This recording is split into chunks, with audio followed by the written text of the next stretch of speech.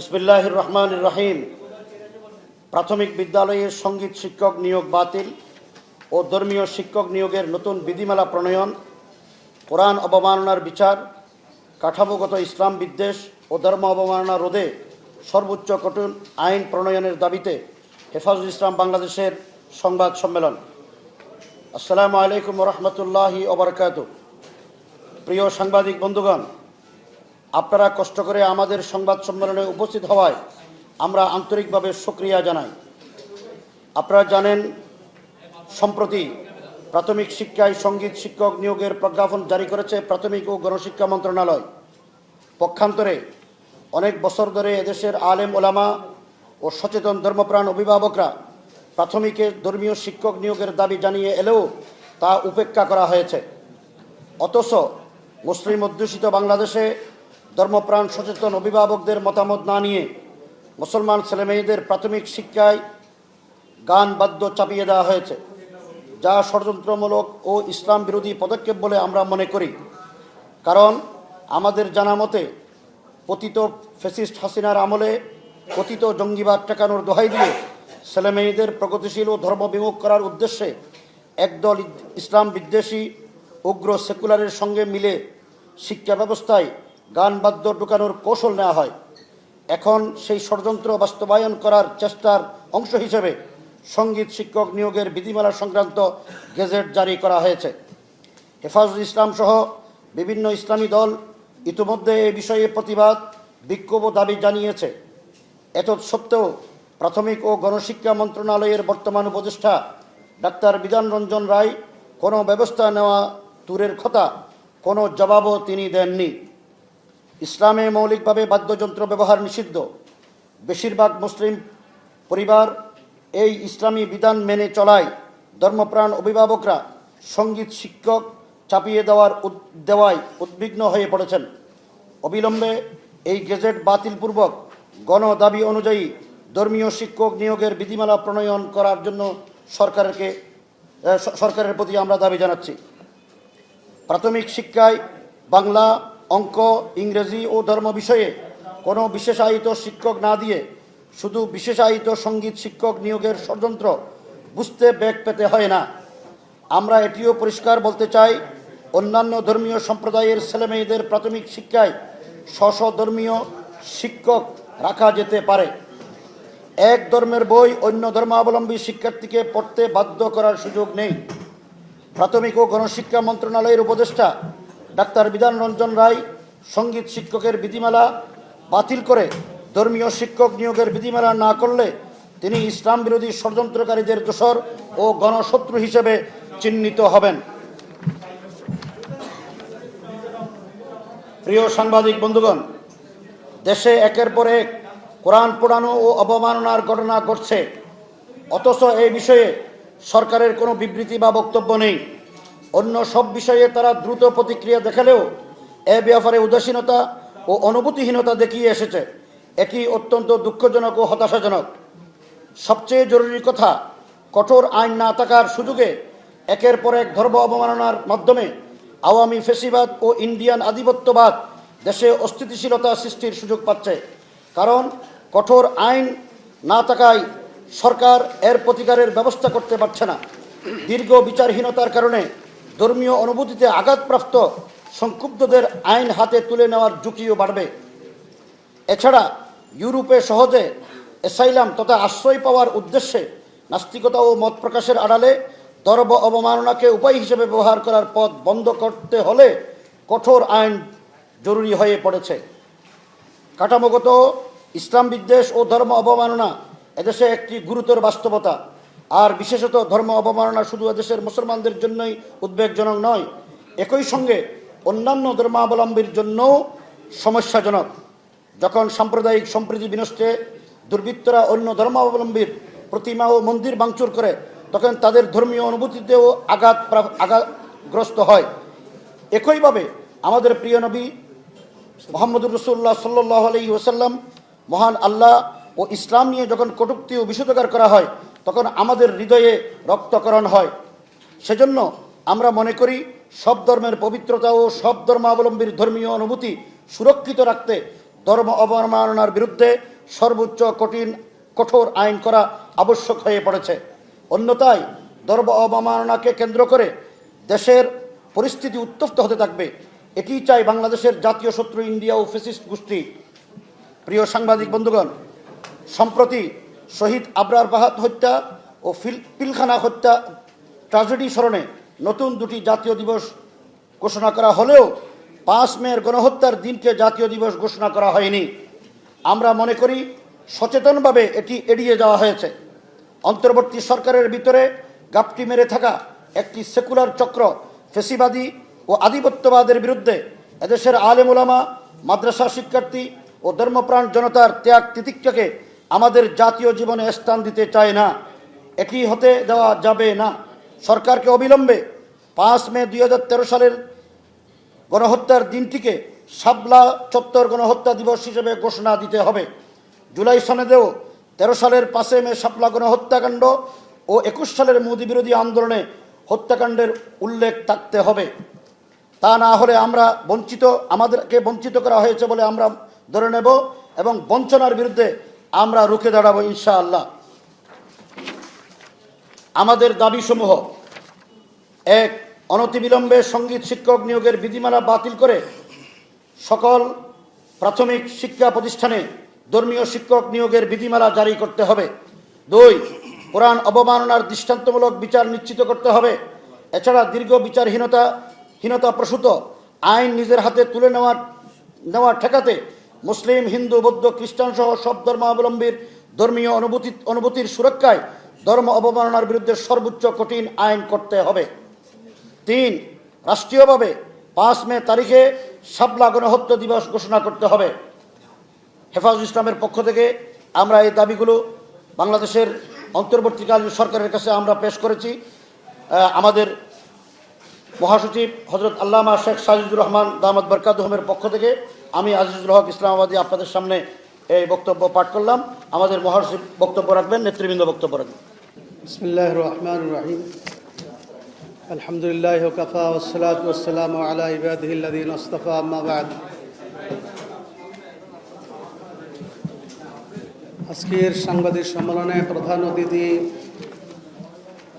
হেফাজতে ইসলামের সংগ্রামী আমির আল্লামা মুহিবুল্লাহ বাবনগরী দামাত বারাকাতুহুম এবং হেফাজতে ইসলামের অন্যান্য নেতৃবৃন্দ, প্রিয় সাংবাদিক বন্ধুগণ, নাচ গানের যে শিক্ষক নিয়োগ দেওয়ার বিধি প্রণয়ন করেছে সরকার, আমরা পরিষ্কার বলতে চাই, কোনো অভিভাবক তার সন্তানকে নাচ গান শিক্ষার জন্য স্কুলে ভর্তি করে না। অতএব আমরা পরিষ্কার বলতে চাই, শুধু হেফাজতে ইসলাম নয়, শুধু ওলামায়ে কেরাম নয়, বাংলাদেশের আম তৌহিদি জনতা গান বাজনার শিক্ষক চায় না। অতএব সেই গান বাজনার শিক্ষক নিয়োগ আইন প্রত্যাহার করতে হবে।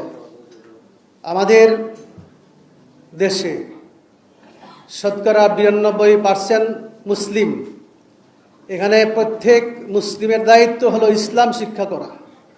আমি মুসলিম, ইসলাম ছাড়া আমি মুসলিম দাবি করব কিভাবে? অতএব মুসলমানদের সন্তানদেরকে ইসলাম শিক্ষা, ধর্ম শিক্ষা দেওয়া প্রত্যেকের জন্য জরুরি। অতএব অনেক দিনের দাবি, হেফাজতে ইসলাম অনেক দিন ধরে দাবি জানাচ্ছে প্রাথমিক স্কুলে এবং হাই স্কুলে ধর্মীয় শিক্ষক নিয়োগ দিতে হবে। 2 নম্বর হলো কোরআন অবমাননা চলতি আছে। আমাদের দাবি হলো কোরআন অবমাননার, কোরআন সুন্নাহ তথা ইসলামের অবমাননার ব্যাপারে সর্বোচ্চ শাস্তির বিধান রেখে আইন প্রণয়ন করতে হবে। 3 নম্বর কথা, আল্লাহ এবং আল্লাহ রসুলকে কটূক্তিকারী, রসুলকে গালি দেয়, এ ব্যাপারে হাদিসের আইন। আল্লাহ নবী নিজেই বলেছেন, বুখারী শরীফের হাদিস, মান বাদ্দালা দীনাহু ফাকতুলুহু, যে ব্যক্তি আল্লাহ এবং রসুলকে গালি দিবে নিঃসন্দেহে সে কাফের, সে মুরতাদ, আর মুরতাদের বিচার হলো কতল করা, ফাঁসি দেওয়া। অতএব আল্লাহ এবং রসুল, কোরআন তথা ইসলামকে অবমাননাকারীর সর্বোচ্চ শাস্তি বিধান রেখে আইন প্রণয়ন করার দাবি জানাচ্ছি আমরা। আপনাদের সবাইকে অনেক অনেক ধন্যবাদ কষ্ট করে উপস্থিত হওয়ার জন্য। আখিরু দাওয়ানা আলহামদুলিল্লাহি রাব্বিল আলামিন। আসসালামু আলাইকুম ওয়া রাহমাতুল্লাহি ওয়া বারাকাতুহু। হেফাজতে ইসলাম বাংলাদেশ একটি অরাজনৈতিক ধর্মীয় সংগঠন, আপনারা সকলেই জানেন, এবং আমরা হেফাজতে ইসলামের পক্ষ থেকে বরাবর কথা বলে আসছি যে হেফাজতে ইসলাম বাংলাদেশের সকল ধর্মপ্রাণ মানুষের আস্থার ঠিকানা। হেফাজতে ইসলাম বাংলাদেশ সরাসরি কখনোই কোনো রাজনৈতিক সিদ্ধান্ত অথবা রাজনীতি তৎপরতার সাথে, বিশেষ করে দলীয় রাজনীতির সাথে হেফাজতের কোনো সাংগঠনিক সংশ্লিষ্টতা নেই। কাজেই হেফাজতে ইসলাম তার নিজস্ব প্ল্যাটফর্ম থেকে কোনো রাজনৈতিক দলীয় কর্মসূচির সাথে কোনোভাবেই সম্পৃক্ত না। কাজেই সেই হিসাবে নির্বাচনী নিজস্ব কোনো তৎপরতা, কোনো জোট অথবা কোনো অ্যালায়েন্স করা হেফাজতে ইসলাম বাংলাদেশের মৌলিক নীতিমালার পরিপন্থী। কাজেই সেটা করার সুযোগ হেফাজতে ইসলাম বাংলাদেশের পক্ষ থেকে নেই। আমাদের আমির হেফাজত আল্লামা শাহ মুহিবুল্লাহ বাবুনগরী, তিনি শুধু হেফাজতে ইসলাম বাংলাদেশের আমির নন, তিনি বাংলাদেশের বর্ষিয়ান এবং সর্বশ্রেষ্ঠ একেবারে শীর্ষ আলেমে দ্বীন। আমরা বাংলাদেশের এখন শীর্ষ আলেম হিসেবে হেফাজতের আমিরকে আমরা জানি। কাজেই তিনি তার ধর্মীয় জায়গা থেকে তিনি বাংলাদেশের প্রায় শতবর্ষী শিক্ষা প্রতিষ্ঠান জামে আজিজুল উলুম বাবুনগর মাদ্রাসার মহাপরিচালক এবং বাংলাদেশের সকল ধর্মীয় স্কলারদের তিনি শিক্ষক পর্যায়ের ব্যক্তিত্ব। কাজেই তিনি তার মুরব্বী হিসাবে জায়গা থেকে সবসময় ধর্মীয় দিক নির্দেশনা দিয়ে থাকেন। কাজেই সেই হিসাবে বিভিন্ন ইসলামিক বিষয়ে ওনার পক্ষ থেকে মতামত এবং বক্তব্য আসে, এবং আসাটা ওনার ব্যক্তিগত ধর্মীয় অভিভাবকত্বের জায়গার সাথে খুবই প্রয়োজনীয় একটি বিষয়। কাজেই সেই হিসাবে কোনো ইসলামিক বিষয়ক কোনো বিভ্রান্তি নিরসন অথবা কোনো ভুল মতবাদের খণ্ডন, এটি আল্লামা শাহ মুহিবুল্লাহ বাবুনগরীর ব্যক্তিগত এবং সারা দেশের আলেম সমাজের ইসলামের অভিভাবকত্বের জায়গা থেকেই তিনি এই বক্তব্যগুলো দিয়ে থাকেন।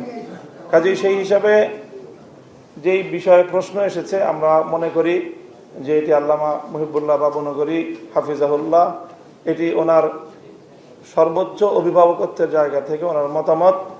এই বিষয়ে হেফাজতে ইসলামের কোনো বক্তব্য, সাংগঠনিক বক্তব্য যখন থাকবে, হেফাজতে ইসলাম সাংগঠনিক ব্যানারেই সেই বক্তব্য হেফাজতে ইসলাম প্রদান করবে।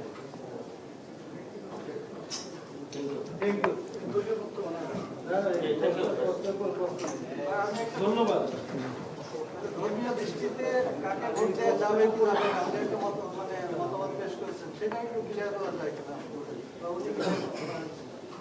না, ভোট সহ, শুধু ভোট না, ইসলাম একটি পূর্ণাঙ্গ জীবন ব্যবস্থা। ইসলামের পূর্ণাঙ্গতার জায়গা থেকে একজন ইসলামিক স্কলার এবং আলেমে দ্বীন হিসেবে, যে বাংলাদেশের শীর্ষ আলেম, তিনি সকল বিষয়ে অভিমত দেন।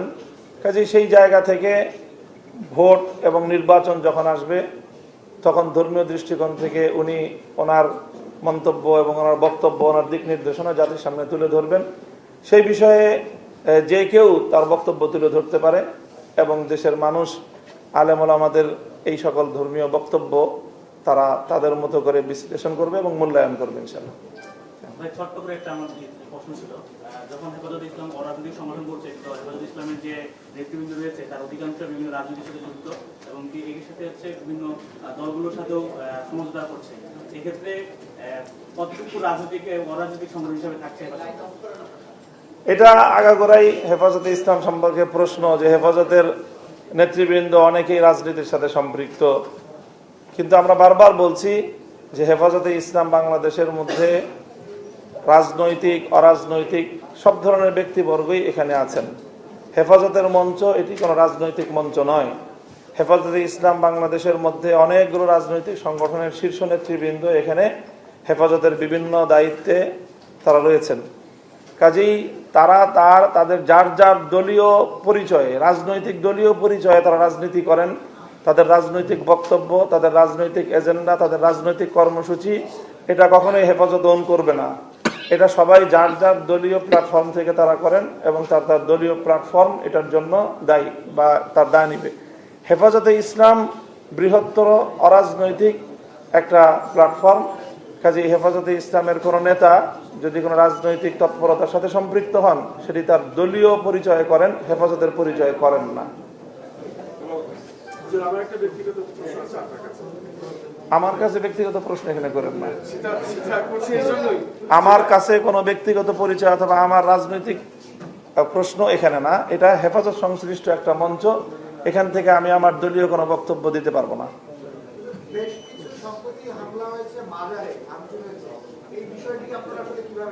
হেফাজতে ইসলাম বাংলাদেশ আগাগোড়াই একটি শান্তিপ্রিয় এবং দায়িত্বশীল সংগঠন। মাজারকে কেন্দ্র করে আমাদের বাংলাদেশে ঐতিহ্যগতভাবে অনেক শরিয়া বিরোধী, অনইসলামিক, দেশ বিরোধী এবং দেশের সামাজিকতা বিরোধী অনেক কার্যকলাপ হয় বলে আমরা জানি। প্রায় অনেক মাজারেই বিভিন্ন মাদক সহ অন্যান্য এই সকল জাতীয় কার্যক্রমেরও ব্যাপক কথা শোনা যায়। সেই বিষয়ে হেফাজতে ইসলাম দেশকে এবং প্রশাসনকে সবসময় বলে থাকে এবং আজও আমরা বলছি যে এই বিষয়ে প্রশাসন যেন যথাযথ পদক্ষেপ গ্রহণ করে। সেখানে দেশের শান্তি শৃঙ্খলা বিরোধী, ধর্ম বিরোধী, আইন বিরোধী, অসামাজিক কোনো কার্যকলাপ যেন চলতে না পারে। তবে হেফাজতে ইসলাম নিজের হাতে আইন তুলে নিয়ে এই সকল মাজারে কোনো হামলা পরিচালনা করা অথবা আক্রমণ পরিচালনা করাকে হেফাজতে ইসলাম সমর্থন করে না এবং কেউ করে থাকলে হেফাজতে ইসলাম কোনোভাবেই এটাকে সমর্থনযোগ্য বলে মনে করে না।